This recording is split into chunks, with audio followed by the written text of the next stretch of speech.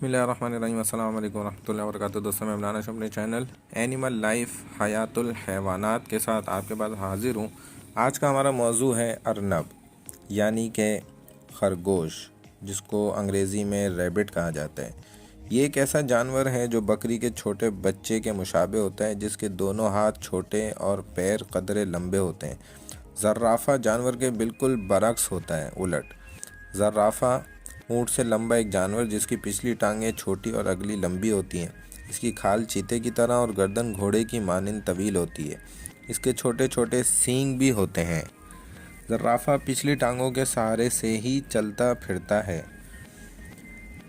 مذکورہ خرگوش کی ایک نسل ایسی ہوتی ہے کہ اس کے جسم کے بعض حصے میں ہڈی اور دوسرے بعض حصے میں گوشت کا پھٹا ہوتا ہے۔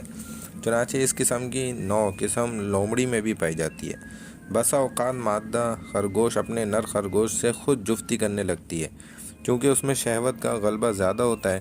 نیز مادہ خرگوش حالت حمل میں بھی جفتی کر لیتی ہے۔ بعض کا یہ قول ہے کہ یہ ایک جانور ایک سال مذکر رہتا ہے اور دوسرے سال مؤنث بن جاتا ہے۔ فسبحان اللہ القادر علی کل شیء۔ خرگوش اور باندی کا عجیب و غریب قصہ۔ ابن اسیر نے سن 613 ہجری میں اس بات کا ذکر کیا کہ ایک مرتبہ میرے دوست نے خرگوش کا شکار کیا، تو شکار کرنے کے بعد جب اس نے اس خرگوش کو غور سے دیکھا تو معلوم ہوا کہ اس میں اس کا مذکر عضو مخصوص بھی ہے اور ایک مؤنث شرمگاہ بھی ہے۔ چنانچہ جب اس نے اس کا پیٹ چاک کر کے معائنہ کیا تو دونوں چیزوں کے موجود ہونے کا ثبوت موجود تھا۔ کسی نے اس سے بھی تعجب خیز دوسرا واقعہ نقل کیا کہ ان کے پڑوس کی ایک باندی تھی جس کا نام ظفیہ تھا۔ جب اس کی عمر 25 برس کی ہوئی تو اس کے مردانہ عضو مخصوص نکل آیا، پھر اس کے بعد اس کی داڑھی بھی نکل آئی۔ چنانچہ اس میں دونوں جنسوں کے عضو مخصوص جمع ہو گئے۔ خرگوش کی صفات۔ خرگوش کی صفات یہ ہیں کہ وہ آنکھ کھول کر سوتا ہے، بند نہیں کرتا۔ جب شکاری آتا ہے تو وہ اس کی کھلی ہوئی آنکھیں دیکھ کر یہ محسوس کرتا ہے کہ وہ جاگ رہا ہے تو وہ واپس چلا جاتا ہے۔ خرگوش کے بارے میں یہ بھی مشہور ہے کہ جب یہ دریا دیکھتا ہے تو مر جاتا ہے، چنانچہ یہ اسی لیے اکثر دریا کے کنارے نہیں پائے جاتے۔ امام دمیری رحمہ اللہ فرماتے ہیں کہ یہ درست نہیں ہے۔ بعض عرب حضرات کا یہ خیال ہے کہ جنات خرگوش سے دور اس وجہ سے رہتے ہیں کہ ان میں حیض کا خون آتا ہے۔ حیض کتنے حیوانوں کو آتا ہے؟ 4 قسم کے جانداروں کو حیض آتا ہے۔ نمبر 1 عورت، نمبر 2 ضبع یعنی لگڑ بھگڑا ہنڈار، نمبر 3 چمگادڑ اور نمبر 4 خرگوش۔ اور بعض اطباء نے یہ بھی لکھا ہے کہ کتیا کو بھی حیض آیا کرتا ہے۔ حدیث میں خرگوش کا ذکر۔ چنانچہ جابر بن الحویرث عبداللہ بن عمر سے روایت کرتے ہیں، نبی کریم صلی اللہ علیہ وسلم کا ارشاد ہے کہ خرگوش کو حیض آتا ہے۔ خرگوش کے گوشت کا شرعی حکم۔ ابن عمر کہتے ہیں کہ جناب نبی کریم صلی اللہ علیہ وسلم کے سامنے ایک خرگوش پیش کیا گیا تو آپ صلی اللہ علیہ وسلم نے اسے تناول نہیں فرمایا اور نہ اسے کھانے سے روکا۔ شاید حضور صلی اللہ علیہ وسلم کا گمان تھا کہ خرگوش کو حیض آتا ہے اور اس کی خوراک گوشت بھی ہے، جو گالی کرتا ہے اور کھانے کے بعد مینگنی بھی کرتا ہے، اور اس کے دونوں پیروں کے نیچے اور جبڑوں کے اندرونی حصے میں بال بھی ہوتے ہیں۔ تمام ائمہ کے نزدیک خرگوش کا گوشت کھانا حلال ہے۔ خرگوش کا گوشت تمام علماء اسلام کے نزدیک حلال ہے، لیکن روافض کے ہاں حرام ہے۔ لیکن ایک روایت میں اس کے گوشت کو مکروہ لکھا گیا ہے، جس کی دلیل میں ابن عمر اور ابن ابی لیلہ کو پیش کیا گیا، اور باقی ائمہ نے اس روایت سے استدلال کیا ہے، جس کو ایک طبقے نے انس بن مالک رحمہ اللہ سے روایت کیا ہے۔ انس بن مالک رحمہ اللہ فرماتے ہیں کہ ایک دن ہم نے مقام مراء الزہران میں شکار کے لیے خرگوش کا پیچھا کیا۔ مراء الزہران مدینہ و مکہ کے درمیان سے 16 میل شمال کی جانب واقع ایک نخلستانی علاقہ ہے، جہاں سے تازہ سبزیاں وغیرہ مکہ مکرمہ پہنچائی جاتی ہیں۔ یہ وادی فاطمہ کے نام سے مشہور ہے، لیکن اس کی نسبت سے مراد حضرت فاطمہ رضی اللہ تعالیٰ عنہ نہیں، بلکہ ترکی احد کی ایک مالدار فاطمہ نامی عورت کی طرف یہ نسبت ہے۔ چنانچہ میں نے دوڑ کر اس کو اپنی گرفت میں لے لیا اور پھر اس کو اٹھا کر ابو طلحہ رضی اللہ تعالیٰ عنہ کی خدمت میں لایا۔ ابو طلحہ نے اس کو ذبح کرنے کے بعد اس کا پچھلا حصہ اور دونوں رانیں رسول اللہ صلی اللہ علیہ وسلم کی خدمت میں بھیجی۔ چنانچہ رسول اکرم صلی اللہ علیہ وسلم نے اسے قبول فرما لیا۔ اور بخاری شریف کی ایک اور روایت میں اس طرح ہے کہ حضور اکرم صلی اللہ علیہ وسلم نے اسے قبول فرما کر اس سے تناول بھی فرمایا۔ ایک دوسری روایت میں واقعہ اسی طرح ہے۔ حضرت انس بن مالک رضی اللہ تعالیٰ عنہ فرماتے ہیں، میں ایک طاقتور قوی نوجوان لڑکا تھا۔ میں نے ایک مرتبہ خرگوش کا شکار کیا اور اس کا گوشت پکایا مجھے حضرت ابو طلحہ رضی اللہ تعالیٰ عنہ نے اس کی ایک ران دے کر حضور صلی اللہ علیہ وسلم کی خدمت میں دینے کے لیے بھیجا۔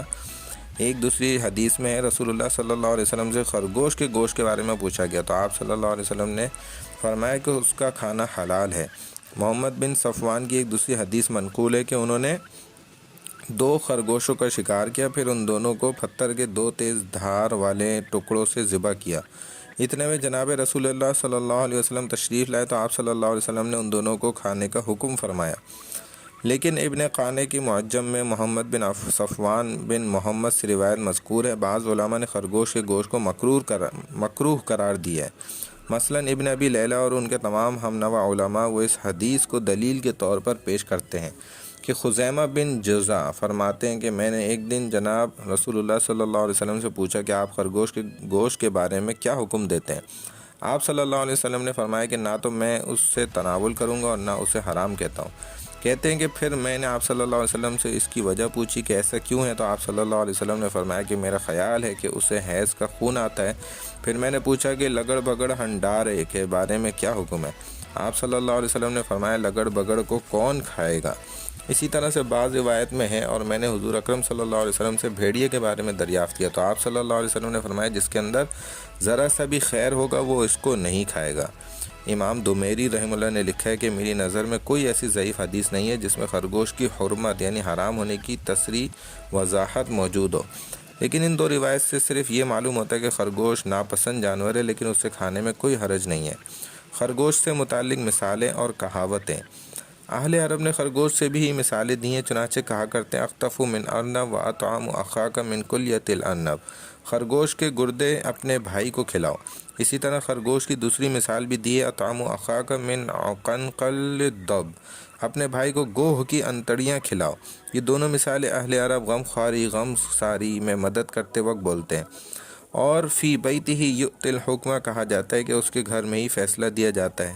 اہل عرب نے یہ ضرب المثل فار ایگزامپلز جانوروں سے بنائی ہیں۔ کہاوت کا پس منظر۔ چنانچہ اس سلسلے میں ایک واقعہ بھی مشہور ہے۔ ایک مرتبہ خرگوش کھجور لے کر آیا، اسے لومڑی نے چھین کر خود کھا لیا۔ چنانچہ یہ دونوں جھگڑتے ہوئے اپنا مقدمہ گوہ کے پاس لے گئے۔ خرگوش نے درد بھرے لہجے میں شکایت کرتے ہوئے کہا کہ اے ابو حصل، گوہ کی کنیت ہے۔ گوہ نے جواب میں کہا سمیعاً دعوتا، کہ تو نے سننے والے ہی کو پکارا ہے۔ خرگوش نے کہا کہ ہم دونوں تمہارے پاس اپنے جھگڑے کا فیصلہ کرانے آئے ہیں۔ گوہ نے کہا عادلاً حکیماً، کہ تم منصف اور دانا کے پاس ہی آئے ہو۔ پھر خرگوش نے تکبر سے کہا کہ تم ہمارے پاس آؤ تاکہ فیصلہ کر سکو۔ گوہ نے کہا فی بیتہ یؤتی الحکمہ، فیصلہ ہمارے گھر میں خود آتا ہے۔ خرگوش پر سکوت طاری ہو گیا۔ خرگوش نے کچھ دیر ٹھہر کر کہا کہ میں نے ایک کھجور پائی ہے۔ گوہ نے کہا حلوۃ فکلیھا، کھجور تو میٹھی ہوتی ہے، کھا لو۔ خرگوش نے کہا اسے لومڑی نے چھین لیا تو گوہ نے کہا لنفسہ بغی الخیر، اپنے نفس کے لیے ہی بھلائی اور اچھائی کی جاتی ہے۔ خرگوش نے کہا کہ پھر میں نے اس کے بدلے اسے ایک ہاتھ رسید کیا تو گوہ نے کہا بحق کیا اخذت، تو نے اپنا حق وصول کیا۔ خرگوش نے کہا تو پھر اس نے بھی مجھے تماچا رسید کیا تو گوہ نے کہا حرا انتصر لنفسہ، آزاد نے اپنی مدد آپ کی ہے۔ خرگوش نے کہا تم ہمارے درمیان فیصلہ کر دو تو گوہ نے کہا قد قضیت، میں نے تو فیصلہ کر دیا، تیری باتوں کے جواب میں جو جو کہا وہی فیصلہ تھا۔ چنانچہ جو جو باتیں گوہ نے کہیں وہی ضرب المثل کے طور پر استعمال ہونے لگیں عربوں کے اندر۔ قاضی شریح کے واقعات۔ اسی سے ملتا جلتا واقعہ تاریخ کی کتابوں میں مذکور ہے۔ عدی بن ارطا ایک مرتبہ فیصلہ کرانے کے لیے قاضی القضاء شریح کے پاس عدالت میں حاضر ہوئے۔ عدی نے پوچھا آپ کہاں ہیں؟ تو قاضی شریح نے جواب فرمایا بینک و بین الحائط، تمہارے اور دیوار کے درمیان بندہ حاضر ہے۔ عدی نے کہا کہ آپ کی عدالت میں ایک مقدمہ لے کر آیا ہوں، آپ سماعت فرمائیے۔ قاضی نے کہا للاسماع جلسا، مقدمے سننے کے لیے تو بیٹھا ہوں۔ عدی نے کہا میں نے ایک عورت سے شادی کی۔ قاضی نے فرمایا بالرفاہ والبنین، بیوی سے محبت اور اولاد نصیب ہو۔ پھر عدی نے کہا اس کے گھر والوں نے یہ شرط لگائی کہ میں اسے ان کے گھر سے باہر نہیں لے جا سکتا، تو قاضی صاحب نے فرمایا اوفی لہم بالشرط، تم ان کی شرط پوری کرو۔ عدی نے کہا میں تو ان کے گھر سے لے جانا چاہتا ہوں۔ قاضی نے کہا فی حفظ اللہ، خدا کی حفاظت میں لے جاؤ۔ عدی نے کہا آپ فیصلہ دیجئے۔ قاضی نے فرمایا قد فعلت، میں نے تو فیصلہ کر دیا۔ عدی نے کہا کس پر کیا؟ قاضی صاحب نے فرمایا علیہ ابن امک، تمہاری ماں کے بیٹے پر۔ عدی نے کہا کس کی شہادت سے؟ قاضی نے کہا بشہادت ابن اخت خالق، تمہارے ماموں کی بہن کے لڑکے کی، یعنی خود تمہاری شہادت سے۔ شریح بن الحرث بن قیس الکندی کو حضرت عمر بن خطاب رضی اللہ تعالیٰ عنہ نے اپنے دور خلافت میں کوفہ کا قاضی مقرر کیا تھا، پھر وہ 75 سال تک اسی عہدے پر معمور رہے، صرف 3 سال عہدہ قضا پر فائز نہ تھے۔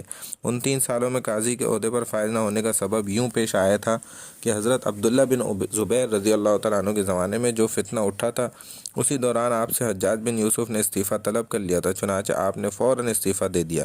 اس کے بعد آپ رحمہ اللہ نے کبھی بھی 2 آدمیوں کے درمیان فیصلہ نہیں فرمایا حتیٰ کہ آپ کا انتقال ہو گیا۔ قاضی شریح کا شمار کبار تابعین با کمال چنیدہ لوگوں میں ہوتا ہے۔ آپ خاص طور پر قضا کے معاملات میں بڑا علم رکھتے تھے۔ آپ کے چہرے پر آخر عمر تک داڑھی اور مونچھ نہیں آئی تھی۔ اکابر میں اس قسم کے 4 حضرات گزرے ہیں جو کوسج تھے، یعنی ان کے چہرے پر بڑھاپے تک بال نہیں آئے تھے۔ عبداللہ بن زبیر رضی اللہ تعالیٰ عنہ، قیس بن سعد بن عبادہ، احنف بن قیس جو حلم اور بردباری میں ضرب المثل ہیں، اور چوتھے قاضی شریح۔ ابن خلکان کہتے ہیں کہ قاضی شریح کے صرف ایک لڑکا تھا، چنانچہ جب قاضی شریح بیمار ہوئے تو یہی بیماری آپ کی جان لیوا ثابت ہوئی اور آپ اس دنیا فانی سے رخصت فرما گئے۔ انتقال سے قبل آپ کا بیٹا بہت پریشان تھا، مگر بعد میں وہ بالکل نہیں گھبرایا، حالات سے سمجھوتا کر لیا۔ یہ حالت دیکھ کر قاضی شریح کے بیٹے سے سوال کیا گیا کہ یہ کیا بات ہے کہ اس بیماری سے قبل تو آپ پر اور کسی طرح کے آثار نظر آتے تھے اور اب اس کے برعکس آپ مطمئن ہیں؟ قاضی شریح کے صاحبزادے نے جواب دیا کہ اس وقت میری گھبراہٹ میرے والد کے لیے رحمت اور شفقت کے طور پر تھی، لیکن جب تقدیر کا لکھا ہوا ہو گیا تو پھر میں اس کے قبول اور تسلیم کرنے پر رضامند ہو گیا۔ قاضی شریح سے متعلق امام ابو الفرج الجوزی رحمہ اللہ نے ایک واقعہ نقل کیا کہ ایک مرتبہ زیاد نے حضرت معاویہ رضی اللہ تعالیٰ عنہ کی خدمت میں خط لکھا، اے امیر المؤمنین، میں نے اپنے بائیں ہاتھ کے زور پر عراق کو آپ کی خلافت کے لیے ہموار کر رکھا ہے اور دائیں ہاتھ کو اپنی اطاعت و فرما برداری کے لیے فارغ کر دیا ہے اور اس کے حکم کا منتظر ہوں، اس لیے آپ مجھے حجاز کا والی بنا دیجیے۔ اس زمانے میں حضرت عبداللہ بن عمر رضی اللہ تعالیٰ عنہ زندہ تھے اور مکے میں رہائش پذیر تھے۔ جب مذکورہ درخواست کی اطلاع حضرت عمر بن عمر رضی اللہ تعالیٰ عنہ کو پہنچی کہ زیاد نے معاویہ سے اس قسم کی درخواست کی، تو آپ رضی اللہ تعالیٰ عنہ نے زیاد کے لیے بددعا فرمائی کہ اے خدایا، اگر آپ چاہیں تو ہم سب کو زیاد کے دائیں ہاتھ سے محفوظ رکھیں۔ چنانچہ یہ بددعا قبول ہوئی۔ اس بددعا کا اثر یہ ہوا کہ زیاد کے دائیں ہاتھ میں ناسور ہو گیا اور تمام اطباء نے یہ کہا کہ دائیں ہاتھ کاٹ کر ہی اس ناسور سے چھٹکارا حاصل کیا جا سکتا ہے۔ زیاد نے تمام اطباء کو اس رائے پر قاضی شریح سے مشورہ کیا کہ مجھے یہ مرض ہے، اور اطباء نے یہ مشورہ دیا۔ قاضی شریح نے یہ مشورہ دیا کہ آپ ہاتھ نہ کٹوائیے، اس لیے کہ رزق تو تقسیم ہو چکا ہے اور موت بھی مقرر ہو چکی ہے۔ مجھے برا معلوم ہوتا ہے کہ آپ دنیا میں جب تک رہیں آپ کے ہاتھ کٹے رہیں، لیکن اگر آپ ہاتھ کٹوا دیں گے اور اسی وقت موت بھی آ جائے تو کیا فائدہ ہوگا؟ نیز خدا پاک ہاتھ کٹوانے کے بارے میں سوال کریں گے کہ کیوں کٹوائے، اور یہ اچھا نہیں معلوم ہوتا کہ آپ یہ جواب دیں گے قضا اور قدر کے خوف اور آپ سے ملاقات نہ کرنے کی وجہ سے یہ کام کیا ہے۔ چنانچہ تاریخ میں لکھا ہے کہ زیاد کی اسی دن موت واقع ہو گئی۔ زیاد کی موت سے اکثر لوگ خوش ہوئے تھے۔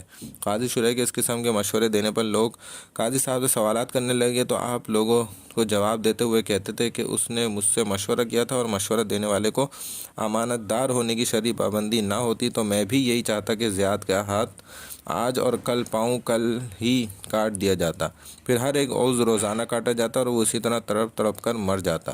ایسے کسی موقع کے لیے ابو الفتح البستی نے اپنے لمبے قصیدے میں کہا، ہوشیار، چالاک اور عقل مند کے سوا کسی سے مشورہ نہ کرنا چاہیے، اس لیے کہ اس کے نزدیک پوشیدہ اور ظاہر دونوں برابر ہیں اور تدبیروں کے لیے شہسوار بھی ہوتے ہیں، اور جب وہ اس میدان میں قدم رکھتے ہیں تو یوں لوٹتے ہیں جس طرح میدان جنگ سے شہسوار لوٹتے ہیں۔ مورخ ابن خلکان نے لکھا ہے کہ قاضی شریح سے حجاج بن یوسف ثقفی کے بارے میں معلوم کیا گیا کہ کیا وہ مومن آدمی تھا، تو قاضی نے جواب دیا کہ وہ طاغوت شیطان پر ایمان و یقین رکھتا تھا اور اللہ کے ساتھ کفر کرتا تھا۔ قاضی صاحب کی وفات سن 69 ہجری یا 80 میں ہوئی۔ آپ کی 120 سال کی عمر ہوئی۔ خرگوش کے عجیب و غریب طبی فوائد۔ جاحظ رحمہ اللہ نے لکھا ہے کہ اہل عرب کا یہ عقیدہ ہے کہ اگر کوئی شخص خرگوش کے ٹخنے کی ہڈی پہنے رکھے تو اس پر نگاہ بد اور جادو کا اثر نہ ہوگا، اس لیے کہ جنات خرگوش کے قریب اس وجہ سے نہیں آتے۔ جنات انسان کی طرح جنات بھی اللہ تعالیٰ کی مستقل مخلوق ہے جو نظروں سے پوشیدہ رہتی ہے۔ انسان کی طرح یہ بھی مستقل مکلف ہیں، ان کے اچھے برے، مسلمان کافر، نر و مادہ دونوں صنف ہیں۔ شیطان بھی انہی کی نسل سے ہے۔ جنات جن کی جمع ہے جس کے معنی پوشیدہ اور چھپے ہوئے کے ہیں۔ جس لفظ میں بھی جیم اور نون ہوگا اس میں پوشیدگی کا معنی ہوگا، جیسے جنت، جنین، مجنون وغیرہ۔ جنات کو بھی نظروں سے پوشیدہ ہونے کی وجہ سے جنات کہا جاتا ہے، لیکن مسلمانوں کو یہ عقیدہ رکھنا ضروری ہے کہ یہ مستقل مخلوق ہے، اس لیے کہ جنات خرگوش کے قریب اس وجہ سے نہیں آتے کہ یہ ان جانوروں میں سے ہیں جنہیں حیض کا خون آتا ہے۔ اگر کسی شخص کے شفا پا جانے کے بعد کسی عضو میں ارتعاشی کیفیت پیدا ہو گئی ہو تو بیمار کو خشکی کے خرگوش کو بھون کر اس کا دماغ کھانے میں دیا جائے تو نہایت مفید ثابت ہوگا۔ اگر کوئی شخص 2 چنے کے برابر خرگوش کا دماغ لے کر 2 اوقیہ یعنی نصف رطل کے برابر گائے کا دودھ لے کر استعمال کرے تو اس پر بڑھاپے کے آثار نہ پیدا ہوں گے۔ خرگوش کا انفہا، پنیر مایا۔ انفہا ایک مادہ ہے جو خرگوش کے پیٹ سے نکلتا ہے۔ سرطان کے مرض میں لگانا بہت ہی مفید ہے۔ سرطان، اسے کینسر بھی کہا جاتا ہے، ایک پھوڑا ہے جس میں کیکڑے کے ٹانگوں کی مانند رگیں دکھائی دیتی ہیں۔ خرگوش کا انفہا، پنیر مایا سرطان کے مرض میں لگانا بہت ہی مفید ہے۔ اگر عورت نر خرگوش کے انفہا کو پی لے تو اس کے ہاں لڑکا پیدا ہوگا۔ اسی طرح اگر کوئی عورت مادہ خرگوش کا انفہا پی لے تو لڑکی پیدا ہوگی۔